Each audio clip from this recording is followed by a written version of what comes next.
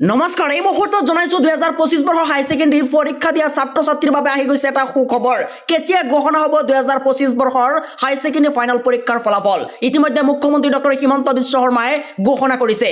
কোন তাৰিখে কেইটা বজাত দিয়া হ'ব আৰু কোন কেইটা ওয়েবসাইটত চাব পাৰিব বহুকেইটা অনলাইনৰ ডেট ওলাইছে কোনটো ডেটত ঘোষণা হ'ব হাই সেকেন্ডাৰী ফাইনেল পৰীক্ষাৰ ফলাফল মুখ্যমন্ত্ৰী ডক্টৰ হিমন্ত বিশ্ব শৰ্মাই কি কৈছে সবিহে এ টু জেড আজি এইটো ভিডিঅ'ৰ জৰিয়তে ছাত্ৰ ছাত্ৰীসকলে জানিব পাৰিবা কেতিয়া ঘোষণা হ'ব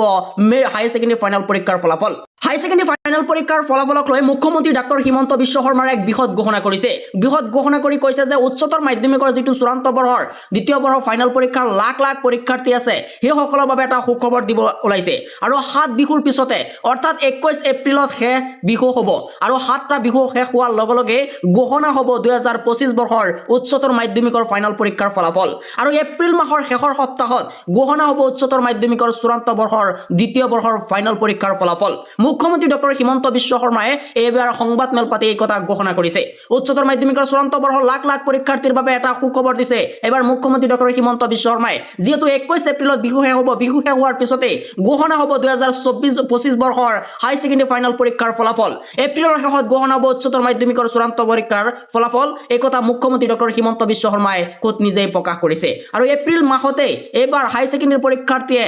নিজৰ ফলাফল লাভ কৰিব আৰু যেটো আসাম হাই সেকেন্ডাৰী এডুকেশ্যন কাউন্সিলৰ অফিচিয়েল ওয়েবসাইট আছে সেই অফিচিয়েল ওয়েবসাইটৰ জৰিয়তে নিজে ফলাফলসমূহ চেক কৰিব পাৰিব আৰু আপোনালোকে সেৱাৰ যেটো অনলাইন অফিচিয়েল ওয়েবসাইট হেতু অফিচিয়েল ওয়েবসাইটৰ জৰিয়তে ছাত্ৰ ছাত্ৰীসকলে হাই সেকেন্ডাৰী ফাইনেল পৰীক্ষাৰ ফলাফল লাভ কৰিব